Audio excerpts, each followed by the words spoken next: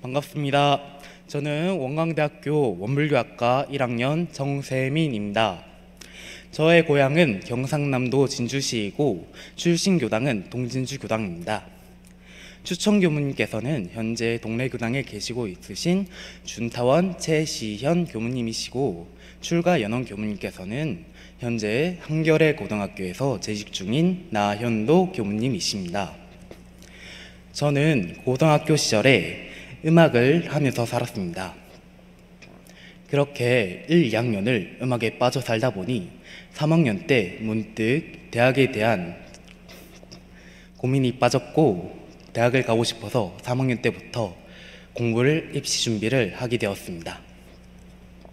대학에 들어가기 위해서 입시 준비를 하던 중 문득 갑자기 교당에서 연락이 왔습니다. 이번 여름 중고등학생 훈련을 같이 했으면 좋겠다는 연락이었습니다. 저는 그 문자를 받고 나서 드는 생각이 참여하기 싫은데 라는 생각이 들었습니다.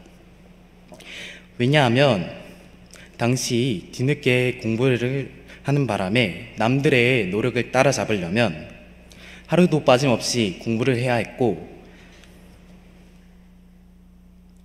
또 공부를 열심히 해서 성적이 계속 오르고 있었기 때문입니다. 또한 고등학교 선생님과의 약속으로 열심히 공부를 하겠다 했는데 훈련을 참가하면 선생님과의 약속을 또 어기는 것이 되어버리기 때문에 참여하기 싫었습니다.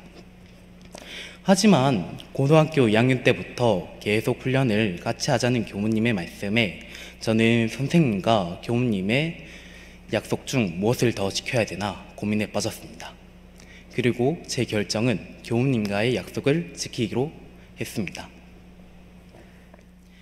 그렇게 참가한 학생 훈련이었지만 조금 후회스러웠습니다.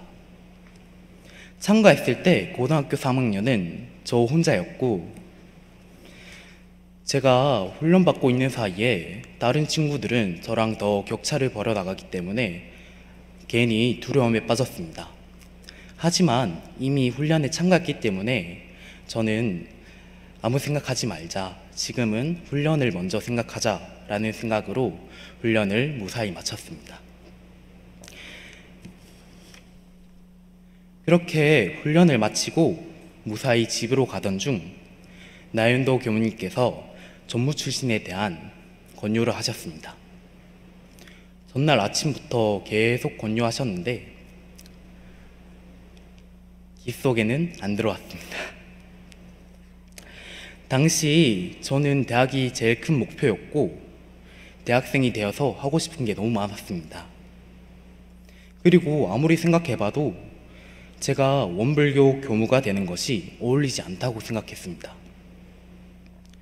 교무님의 권유가 너무 부담스러워 저는 교무님께 교무님, 저는 돈, 재물, 화려한 것들이 좋아요 라며 거부했습니다.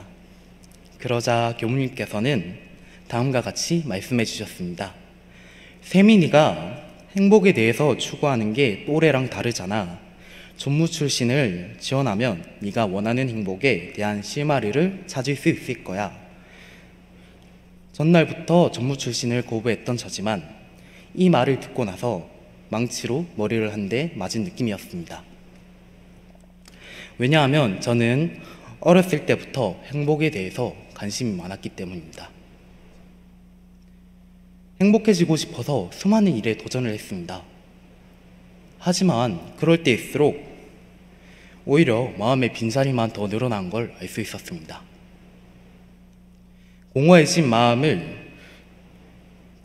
마음의 빈자리를 어떻게든 무언가로 채우고 싶은 생각에 남아서 아무거나 쑤셔 넣어봤지만 그럴수록 더 크게 벌어지는 마음을 붙잡을 수 없었고 이 자리를 무엇으로 채워야 하나 고민에 빠져 있었습니다. 그래서 그 자리에서 전무 출신에 대한 경유를 받아들였습니다. 교무님께서는 그래, 지금부터 열심히 준비해서 나아가자 라고 독려해 주셨습니다. 그렇게 학교를 다니던 중 준타원님께서 간사를 권유하셨습니다. 운봉 시무실에서 간사를 해보는 게 어떠냐? 그 말을 듣고 너무 당황했습니다. 저는 처음에는 부담스러워서 거절했습니다. 1년이란 시간은 20살에게 너무 긴 시간이었고 서원관에 가서 열심히 공부하면 되는 거 아닌가 라고 생각했기 때문입니다. 그렇게 교무님과 계속 얘기를 한 결과 한 달 동안 운봉 시무실에서 시자 생활을 하고 오는 것으로 결정되었습니다. 운봉에서 수많은 경험을 했습니다. 왜냐하면 운봉은 정말 추웠기 때문입니다.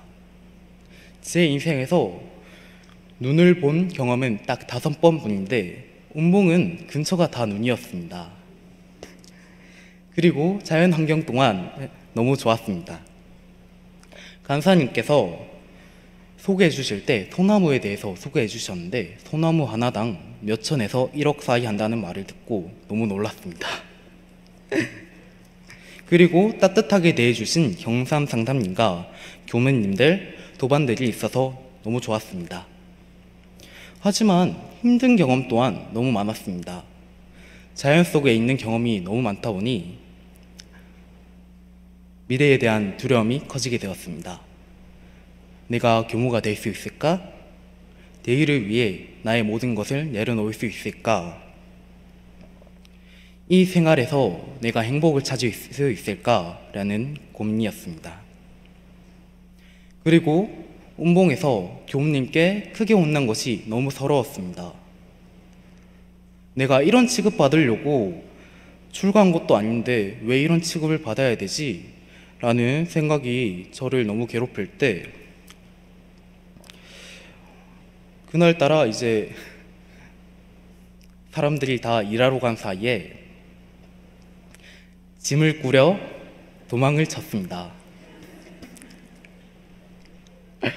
가까운 터미널로 가면 잡힐 수도 있다는 생각에 택시를 타고 최대한 멀리 있는 터미널로 도망쳤습니다. 터미널에 도착했을 때 너무 행복했습니다. 하지만 다른 편으로는 마음속에 불편함이 있었지만 애써 무시하며 집으로 갔습니다. 집에 돌아가면 행복할 줄 알았지만 내가 뭘 해야 하는지, 사람들을 다시 믿을 수 있을까? 세상에 책임을 지어줄 사람은 나밖에 없구나 라는 걸 깨닫고 들어오니 더욱더 불편해졌습니다. 책임감을 가지려면 내가 도망친 길로부터 다시 돌아가야 되겠구나 라는 생각이 들고 너무 아픈 길이었지만 다시 돌아오게 되었습니다. 행복에 가는 길이 2개가 있습니다. 하나는 쉬운 길이고 또 다른 하나는 어려운 길입니다. 저는 이에 대해 어느 정도 실마리를 잡은 것 같습니다.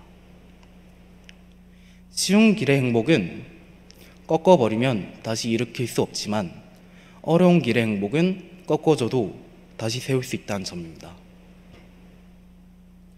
저는 제가 가고 있는 이 길에 최선을 다해 보려고 합니다. 항상 감사하는 마음으로 행복을 찾으며 열심히 사는 정세민이 되겠습니다. 감사합니다.